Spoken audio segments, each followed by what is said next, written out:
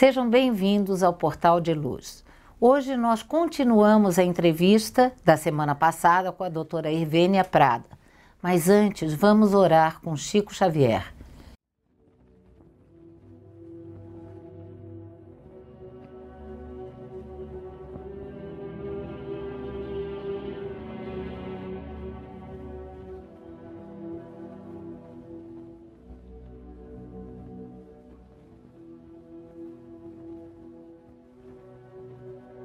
Em nos referindo aos familiares queridos, observa que da cota de tempo que já despendeste em ansiedade na existência, talvez que a maior parcela terá sido gasta com preocupações em torno deles.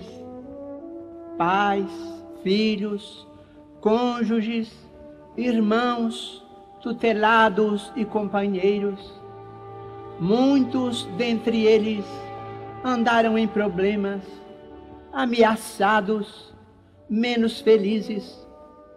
Terão sofrido tentações e jazem desorientados, suportando prejuízos e se acham atormentados por isto mesmo em aflição e desânimo. À vista de provas atravessadas, provavelmente evidenciem alterações de comportamento e, por vezes, aversão, internado em erros e labirintos, cujos meandros obscuros levarão muito tempo a superar. Nesses lances críticos da experiência, perguntas habitualmente a ti mesmo: que fazer para auxiliá-los? Antes de tudo, convence-te de que não será lamentando ou acusando que te farás útil, nem tampouco largando as próprias obrigações, a fim de seguir-lhes os passos, no desaconselhável tentame de arrebatá-los às lutas edificantes de que necessitam. No esforço de ajudá-los, lembremos nós mesmos, quando situados em certas encruzilhadas do mundo, reconhecendo que raras vezes, muito raras vezes, teremos seguido os avisos nobres com que alguém nos tenha brindado. Rememoremos as ocasiões em que teremos arquivado pareceres dignos e silenciado ante as apreensões de almas queridas, sem absolutamente deixar de lado as inclinações e propósitos que nos induziam para determinados tipos de aventura ou de ação inconveniente. Quando devas tolerar longos períodos de ausência dos seres amados, por haverem escolhido caminhos de que não possas compartilhar, recorda que eles estão procurando a realização de si próprios. Ao invés de estranheza ou censura, dá-lhes o valioso apoio de tua compreensão e de tua bênção. Podes, além disso, auxiliá-los através da oração, permanecendo em paz e amando-os sempre, na certeza de que a bondade de Deus, que te guia e te envolve e guia a todos eles também.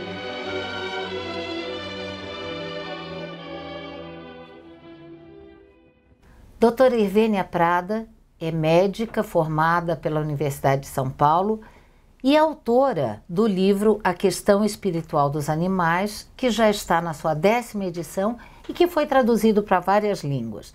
Doutora Irvênia, é um prazer tê-la aqui conosco. Prazer é meu e eu agradeço a oportunidade de continuarmos a falar sobre os animais, né? E eu gostaria, esse livro, na 10ª edição, ele recebeu algumas mudanças, algumas reformulações. Eu gostaria que a senhora falasse sobre isso. Então, essa 10ª edição, ela veio ao público em 2013, final de 2013. E eu incluí mais um capítulo que se chama Assistência Espiritual a Animais. Por quê? Porque vários centros espíritas aqui em São Paulo, em vários lugares do país, e até no exterior já está havendo essa possibilidade também, estão inserindo o tratamento espiritual a animais, o passe, a prece, a água fluidificada, né?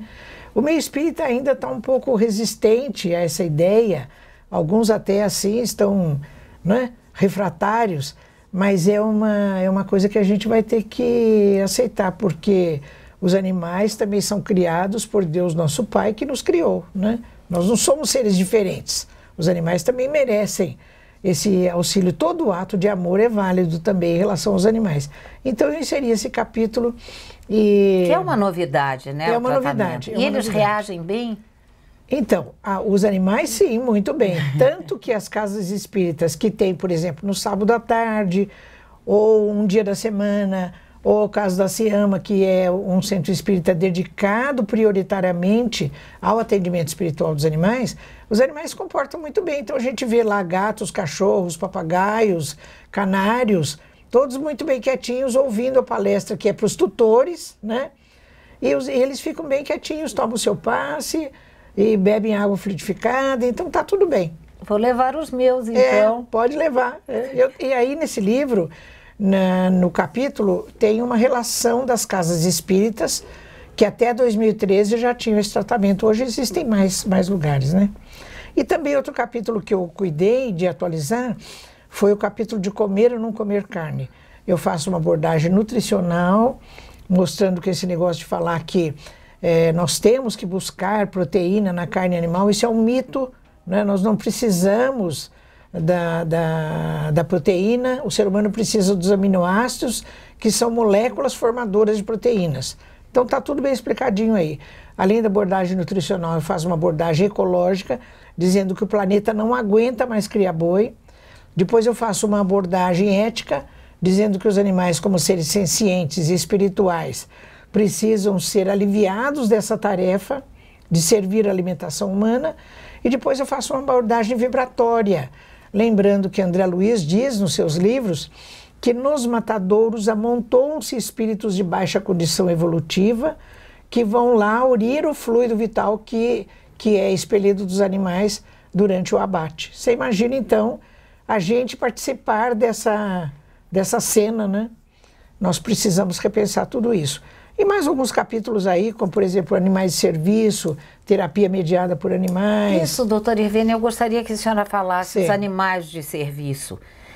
Quando a gente descobre a importância da parceria com os animais. Exatamente. E não só da exploração deles. Exatamente. Por exemplo, quando você vê, às vezes, em empresas, tem muito essa mania de colocar um pastor ou um Doberman lá amarrado numa corrente para tomar conta ali da empresa. Esse animal não tem o carinho de nenhum ser humano, não tem vivência com outros seres humanos, fica ali ao relento, não é? Cumprindo essa função de um serviço de guarda. Então, é claro que os animais podem participar disso, serem guardas da nossa casa, serem guardas de empresa. Existem outros tipos de serviço, por exemplo, o animal que serve a uma pessoa com deficiência visual é um animal de serviço. O animal pode participar, mas desde que haja respeito em relação à sua natureza. Eles se cansam, eles têm sofrimento, eles têm fadiga, eles ficam deprimidos, eles têm carência de afeto, eles passam fome, sede, e tudo isso tem que ser respeitado, né? A ciência já está mais flexível e já admite a existência da alma dos animais, que é um tema debatido pela senhora. Olha, eu me atrevi em 1989, eu acho que fui muito atrevida, hoje eu reconheço, né? Eu escrevi um artigo numa das revistas lá da Faculdade de Medicina Veterinária, onde eu trabalhei durante 44 anos. Eu escrevi um artigo com esse título, Os Animais Têm Alma? Pedi licença a Ernesto Bozano, né, porque esse é o título de um dos seus livros, e soltei esse artigo. Mas a isca funcionou direitinho, porque colegas vieram me perguntar, Virginia, você faz pregação de espiritismo por aí, agora você está fazendo pregação aqui dentro também, né? E eu me regozijava e dizia, puxa, morderam a isca, né? Porque logo no início do artigo eu dizia assim, olha, esse termo alma que eu estou usando aqui não tem nenhuma conotação religiosa. Ele remete ao latim animus, que quer dizer mente, psique, psiquismo, e também alma, espírito, como quiserem, né? Mas eu tratava do assunto alma enquanto mente. Porque mesmo dentro da medicina veterinária, muitos dos meus colegas ainda admitiam que essa dimensão mente devia ser referida só em relação aos seres humanos. O que é um absurdo, e então eu fiz esse artigo dizendo isso. Então é assim, a alma do ponto de vista mente, psique, psiquismo, a ciência admite já. Agora a alma do ponto de vista espiritual não. Mas eu tenho um grupo dentro da veterinária, desde 2010, que se chama Medivesp, Movimento Cultural de Medicina Veterinária e Espiritualidade. Os que se interessarem podem acessar pela internet, uma vez por mês, na terceira quinta do mês, a partir das 18h30, nós temos uma palestra que é gravada e também é transmitida ao vivo pela internet, né? Então ali eu não faço nenhuma conotação religiosa, nada. Mas eu vou aos poucos insuflando essa ideia de que os animais têm, através dessa dimensão chamada mente, psique e psiquismo, uma dimensão diferente da dimensão do corpo físico, da dimensão do cérebro. Então eu vou aos poucos infiltrando essa ideia dualista, né? E daí vai crescendo essa indagação. Será que por trás dessa mente, desse psiquismo, tem alguma outra coisa, né? Essa indagação é inevitável. Agora uma curiosidade, relendo os livros do André Luiz, uma coisa que eu sempre me questionei é a reencarnação dos animais. E André Luiz fala isso nos seus livros. O próprio Livro dos Espíritos fala da reencarnação dos animais. Que é uma reencarnação breve. Então é assim, até nesse livro, A Questão Espiritual dos Animais, tem um capítulo que eu falo sobre a reencarnação, o desencarne e o reencarne dos animais.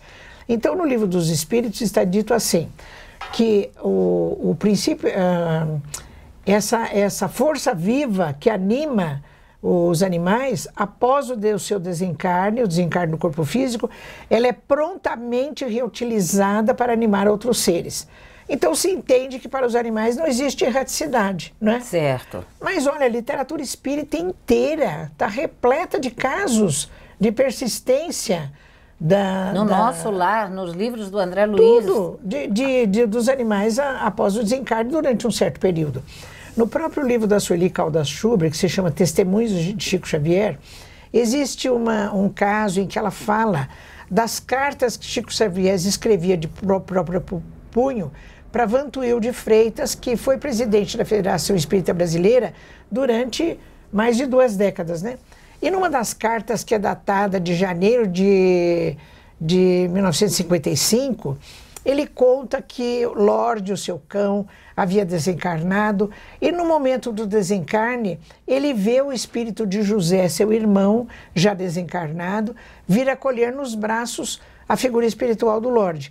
E ele continua dizendo assim, durante os meses que se seguiram, quando José vinha ter a presença de Chico Xavier em espírito, vinha sempre acompanhado da figura espiritual de Lorde a seus pés. Ora, então esse animal estava desencarnado, não é?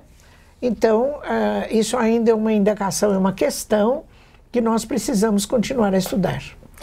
Agora, o seu livro, graças a Deus, é um sucesso não só no Brasil.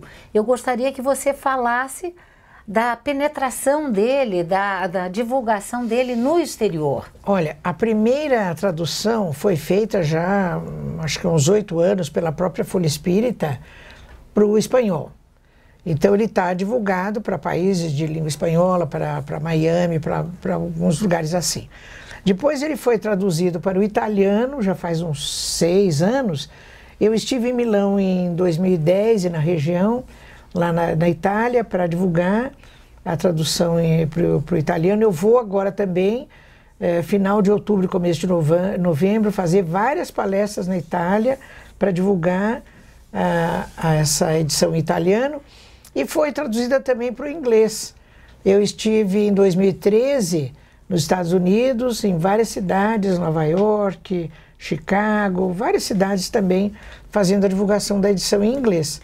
Então esse livro está bombando aí, graças a Deus, em vários países do mundo, né? E as pessoas se interessam muito. É isso que eu gostaria de saber. A aceitação no exterior, ela como é? É como no Brasil? Ela é melhor? Ela é muito grande. Quando você faz a palestra, as pessoas veem, parece que é assim, então a gente pode falar sobre o assunto, né? Então as pessoas vêm e querem comprar o livro, e querem saber, e se interessam muito mesmo, né? Também em Londres eu fiz palestra já várias vezes sobre isso e com muito interesse das pessoas. Agora, a minha proposta daqui para frente é traduzir para o alemão e para o francês, porque também na Alemanha e na França eu senti muito interesse das pessoas pelo assunto. Doutora Irvênia, diante de todos esses fatos e revelações positivas que a senhora nos traz, como se mobilizar? Já existe um movimento grande de ONGs contra esses absurdos, esse massacre, esses abusos que são praticados contra os animais, principalmente aqui no Brasil, rodeios e outros tipos de atividades. Então, eu acho que é através da informação, né, Miriam? Porque a informação transmitida, seja através de palestras, seja através da imprensa, desse programa e de outros desse tipo, através da radiofonia, que também é um meio fantástico, eu acho que nós temos que transmitir a informação. Por exemplo, o Instituto Nina Rosa, que é uma ONG aqui em São Paulo, da Nina Rosa, que trabalha só com informação, faz um trabalho fantástico, porque é através da informação que a pessoa vai guardar isso no seu banco de memória, em determinado momento ela vai processar e ela vai mudar o seu comportamento. Então, a divulgação da informação, eu acho que é o recurso que vai nos ajudar a fazer com que as pessoas se conscientizem e, consequente, mudem o seu comportamento em relação aos animais. Foi um prazer enorme tê-la aqui conosco e volte sempre. Muito obrigada, eu agradeço e estou sempre à disposição. A Creche Lar do Alvorecer é uma entidade assistencial mantida pelo Grupo Espírita Caibar Schutel. Localizada em Diadema, tem como propósito trabalhar pelo desenvolvimento de uma cultura de paz através da educação e da assistência a crianças, jovens e adultos. São 250 crianças atendidas diariamente. Conheça nossas atividades e colabore conosco pelo ideal de um mundo melhor.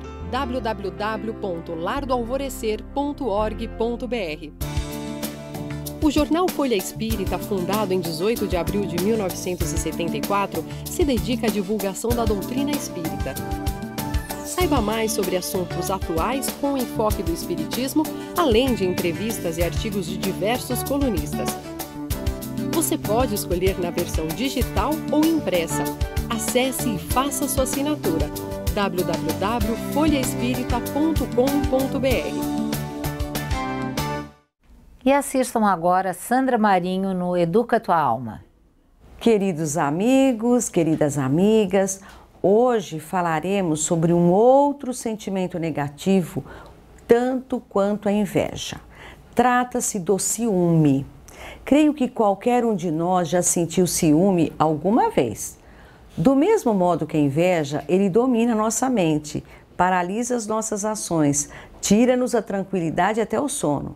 E se não for combatido a tempo, pode levar a alucinações sem proporções.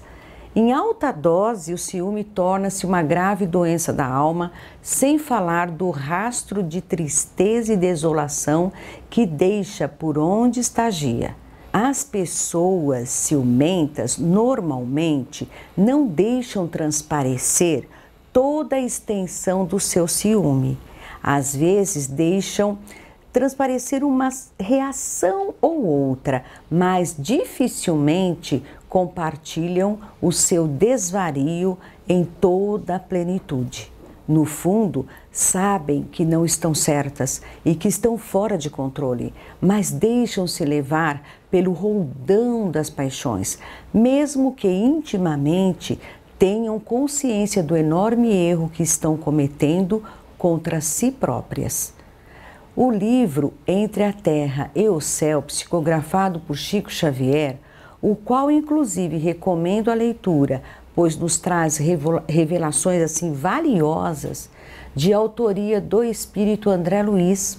Discorre sobre a trajetória de 7 personagens ao longo das encarnações que se comprometem uns com os outros, numa trama que no livro encontra o desfecho na década de 40 no Rio de Janeiro.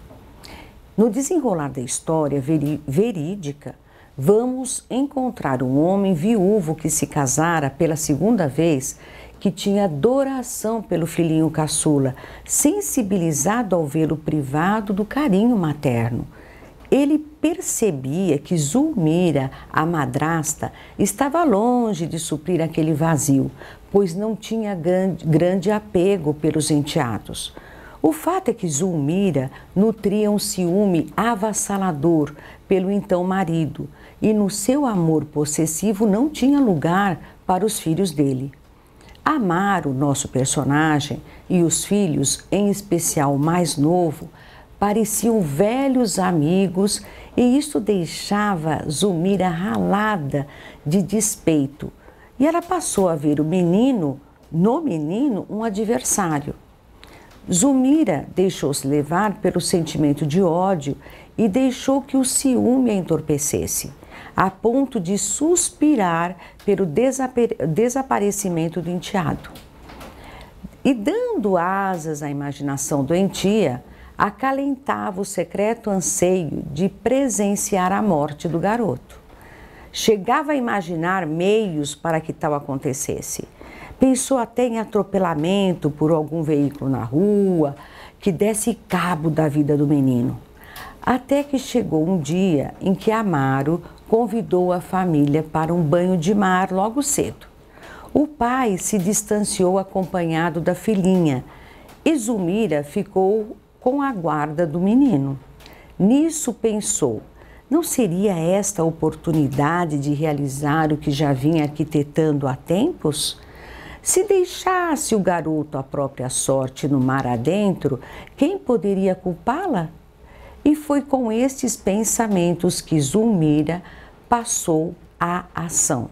O enteado de 5 anos, a sós com a madrasta, ia todo absorto, olhando e catando as conchas coloridas no mar. Cada vez mais distraído, foi adentrando o mar, até que uma onda forte o tragou. A criança gritou pedindo socorro e se Zulmira retrocedesse alguns passos, poderia sem dúvida salvá-lo. Mas totalmente entregue aos piores sentimentos, com a mente embotada por pensamentos sinistros, esperou que o pior se concretizasse e o menino terminou morrendo afogado. Depois disso, Zulmira passou a sofrer a perseguição espiritual de Odila, a mãe do filho de Amaro, que não conseguira perdoar o terrível crime de omissão de socorro. De nada adiantava Zulmira negar a participação na morte do menino. Odila, a primeira esposa desencarnada, também tinha o coração preso ao ciúme e não aceitara a segunda mulher de Amaro. Desse modo, a morte do filho foi mais um pretexto para envolvê-la em cruel obsessão. Somente depois de passar por muita dor e tristeza, e graças às preces da filha mais velha de Amaro e da intervenção dos benfeitores espirituais que trabalharam com amor e abnegação, capaz de promover a compreensão entre as duas mulheres, encarnada e desencarnada, despertando-as para o amor fraterno, sem o sentimento de posse e isento de ciúme, a história teve um final feliz. Um grande abraço e até o próximo encontro. É com muito prazer que eu estou aqui no programa Portal de Luz, muito emocionada, porque é a primeira vez que eu gravo o programa sem a presença física da doutora Marlene Nobre.